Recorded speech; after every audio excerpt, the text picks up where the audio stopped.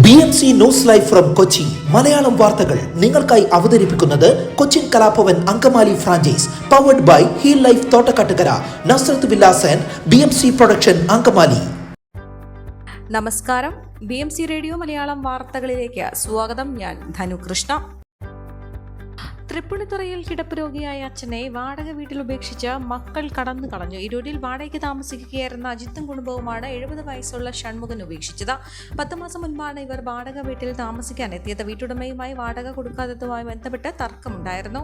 വീട്ടു സാധനങ്ങളടക്കം അജിത്തും കുടുംബവും കൊണ്ടുപോയിട്ടുണ്ട്. സംഭവത്തിൽ മരട് നഗരസഭ അധികൃതരുടെ പരാതിയിൽ പോലീസ് കേസെടുത്ത് അന്വേഷണം ആരംഭിച്ചു. ഷൺമുഖൻ ആശുപത്രിയിലേക്ക് മാറ്റുമെന്നും നഗരസഭ അധികൃതർ അറിയിച്ചു. വാടക തരാതായപ്പോൾ ഒഴിയാൻ പറഞ്ഞിരുന്നുവെന്നും വീട്ടുടമ പറഞ്ഞു. ഇത് സംബന്ധിച്ച് അജിത്തിനെതിരെ വീട്ടുടമ പോലീസിൽ പരാതി നൽകിയിരുന്നു. 2 ദിവസത്തിനുള്ളിൽ മാറണമെന്നാണ് പറഞ്ഞിരുന്നത്. അതിനിടെ വീട്ടുസാധനങ്ങൾ അജിത്ത് മാറ്റിയത് വീട്ടുടമ അറിഞ്ഞിരുന്നില്ല. പറവൂർ ദേശീയപാത 66 നിർമ്മാണവുമായി ബന്ധപ്പെട്ടുണ്ടായ പറവൂരിലെയും പരിസര പഞ്ചായത്തിലെയും കുടിവെള്ളക്ഷാമം പരിഹരിക്കാനായി അടിയന്തരമായി ഉദ്യോഗസ്ഥതല യോഗം വിളിച്ചു ചേർക്കാൻ ജില്ലാ കളക്ടർക്ക് നിർദ്ദേശം നൽകിയതായി പ്രതിപക്ഷ നേതാവ് VD സതീശൻ അറിയിച്ചു. പുതിയ ദേശീയപാതയുടെ നിർമ്മാണത്തിന്റെ തുടക്കത്തിൽ തന്നെ ഇതുവഴിയുള്ള പൈപ്പ് ലൈനുകളും വൈദ്യുതി ലൈനുകളും ദേശീയപാത അതോറിറ്റിയുടെ ചെലവിൽ മാറ്റിസ്ഥാപിക്കണമെന്നും നിർദ്ദേശം നൽകിയിരുന്നതാണ്.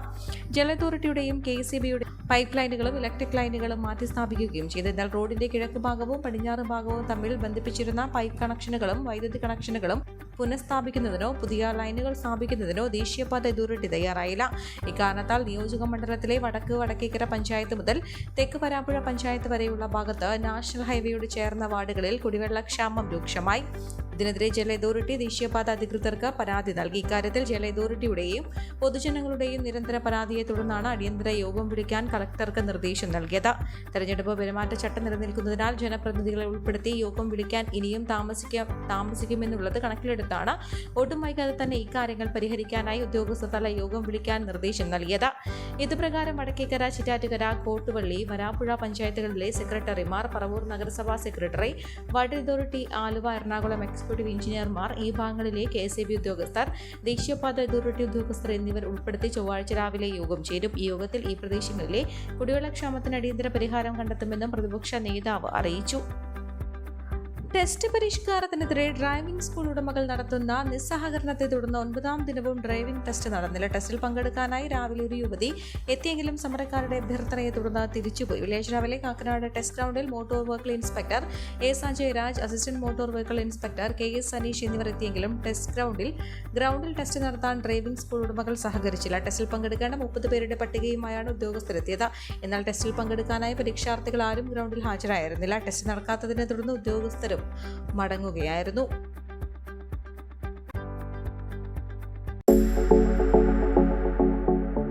കോവിഡാനന്തര കാലഘട്ടത്തിൽ ജീവനശൈലി രോഗങ്ങളുള്ളവർക്ക് സന്തുലിതമായ ആരോഗ്യ പരിപാലനത്തിന് ആലുവയ്ക്കടുത്ത് തോട്ടക്കാട്ടുകര ജംഗ്ഷനിൽ ഹീൽ ലൈഫ് തുറന്ന പ്രവർത്തനം ആരംഭിച്ചിരിക്കുന്നു.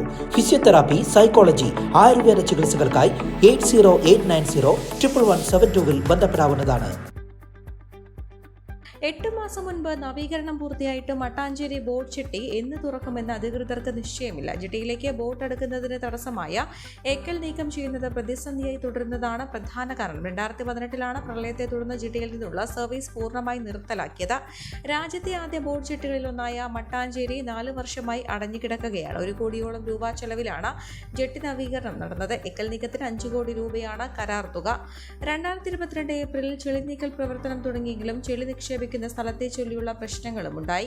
ഇതേ തുടർന്ന് ഡ്രഡ്ജിംഗ് നിർത്തിവെച്ചു. പിന്നീട് നീക്കം ചെയ്യുന്ന ചെളി പുറം കടലിൽ നിക്ഷേപിക്കാൻ തീരുമാനമായെങ്കിലും കാലാവസ്ഥാ മാറ്റവും ചില സാങ്കേതിക പ്രശ്നങ്ങളും വീണ്ടും കാലതാമസത്തിനിടയാക്കി. ചരിത്ര പൈതൃക പ്രാധാന്യമുള്ള മട്ടാഞ്ചേരി കൊട്ടാരം, സിനഗോഗ് തുടങ്ങിയ സ്മാരകങ്ങൾക്ക് തൊട്ടു സമീപമാണ് ജെട്ടി. മലഞ്ചരക്ക് വിപണിയായ ജൂതച്ചെരുവും ജെട്ടിയോട് ചേർന്ന് കിടക്കുന്നു. യാത്രക്കാരുടെ ഏറ്റവും ഇഷ്ടപ്പെട്ട ജെട്ടിയാണ് മട്ടാഞ്ചേരി.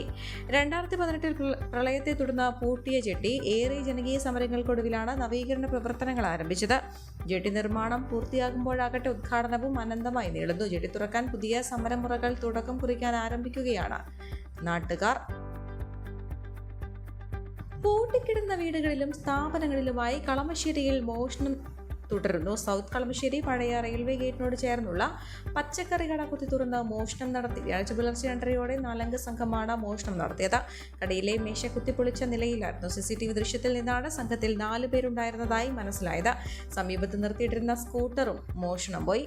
നജാത്ത് നഗറിലെ വീട്ടിൽ നിന്നും സ്കൂട്ടർ മോഷണം പോയത്. പിന്നീട് നജാത്ത് പബ്ലിക് സ്കൂളിന് സമീപം ഉപേക്ഷിച്ച നിലയിൽ കണ്ടെത്തി. സ്റ്റാർട്ട് ചെയ്ത് കൊണ്ടുപോകാൻ കഴിയാത്തതുകൊണ്ട് ഉപേക്ഷിച്ചതാകാമെന്ന് കരുതുന്നു.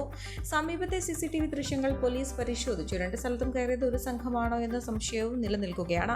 ഒരാഴ്ചക്കിടെ കളമശ്ശേരിയിൽ പലയിടത്തായി മോഷണം തുടരുകയാണ്. മെയ് 2 കൊച്ചിൻ യൂണിവേഴ്സിറ്റി സമീപത്ത് അബൂബക്കറിന്റെ വീട്ടിലും തൃക്കാക്കര മാവേലി നഗറിൽ 6th ക്രോസ് റോഡിൽ ആനന്ദവല്ലി അമ്മയുടെ വീട്ടിലും മോഷണം നടന്നത്. 2 വീടുകളിലും താമസക്കാർ സ്ഥലത്തില്ലായിരുന്നു. കുടുംബവുമായി കാശ്മീരിൽ പോയിരുന്ന അബൂബക്കറിന്റെ വീട്ടിൽ നിന്നാണ് സ്വർണവും പണവും നഷ്ടമായത്. കൊച്ചി വിമാനത്താവളത്തിൽ വൻ സ്വർണ്ണവേട്ട. വിമാനത്താവളത്തിൽ നിന്ന് 1.5 കോടി രൂപയുടെ സ്വർണം കസ്റ്റംസ് പിടികൂടി. സംഭവത്തിൽ കന്യാകുമാരി സ്വദേശി ഖാദർ മൊയ്തീനെ കസ്റ്റഡിയിലെടുത്തു. 2332 ഗ്രാം സ്വർണ്ണമാണ് ഇയാൾ കടത്താൻ ശ്രമിച്ചത്. 20 സ്വർണ്ണക്കട്ടികളും കസ്റ്റംസ് പിടികൂടി. ജീൻസിനകത്ത് പ്രത്യേക അറയിൽ ഒളിപ്പിച്ചാണ് സ്വർണം എത്തിച്ചതെന്നും ഉദ്യോഗസ്ഥർ പറഞ്ഞു.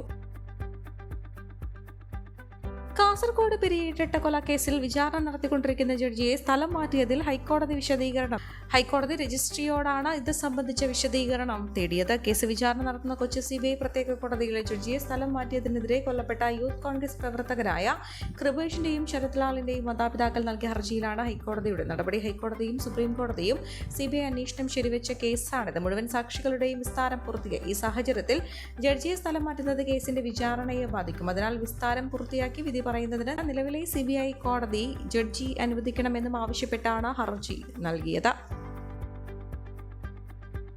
കടലിലെ താപനില കൂടിയതോടെ പ്രതിസന്ധിയിലായി മത്സ്യത്തൊഴിലാളികൾ. കടൽ ചുട്ടുമറിയുന്നതിനനുസരിച്ച് ആഴക്കടൽ മത്സ്യങ്ങൾ ഉൾവലിയുകയാണ്. ഇതോടെ മത്സ്യത്തൊഴിലാളി ഗ്രാമങ്ങൾക്ക് വൻ തിരിച്ചടിയാണ് നേരിടേണ്ടി വരുന്നത്. സാധാരണ ചൂടുകാലത്ത് തിരക്കടലിലെ മത്സ്യങ്ങൾ പിൻവലിയുന്നത് സാധാരണമാണ്. എന്നാൽ മുൻ വർഷങ്ങളിൽ നിന്ന് വിപരീതമായി ഇത്തവണ ആഴക്കടലിൽ നിന്നുള്ള മത്സ്യലഭ്യത കുറഞ്ഞതാണ് പ്രതികൂലമായി ബാധിച്ചത്. ഇതോടെ മലയാളികളുടെ പ്രിയപ്പെട്ട മത്സ്യങ്ങൾ പോലും കടലിൽ നിന്ന് ലഭിക്കാതായതായും മത്സ്യത്തൊഴിലാളികൾ പറയുന്നു. ഈ വാർത്തയോടുകൂടെ BMC റേഡിയോ മലയാളം വാർത്തകൾ സമാപിക്കുന്നു. നന്ദി, നമസ്കാരം.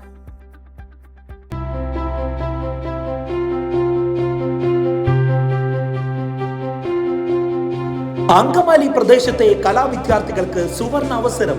ലോക പ്രശസ്ത കലാവിദ്യാലയമായ കൊച്ചിൻ കലാഭവന്റെ അങ്കമാലി ഫ്രാഞ്ചൈസി കരയാമ്പറമ്പിനടുത്ത് എളവൂർ കവലയിലുള്ള സ്പ്രിംഗ്ഫീൽഡ് കെട്ടിടത്തിൽ പ്രവർത്തനം ആരംഭിച്ചിരിക്കുന്നു. Classical dance, cinematic dance, Carnatic music, Zumba dance എന്നീ വിഷയങ്ങളിൽ പ്രഗത്ഭരായ അധ്യാപകർ ക്ലാസുകൾ നയിക്കുന്നു. കൂടുതൽ വിവരങ്ങൾക്ക് ബന്ധപ്പെടുക 9995208614.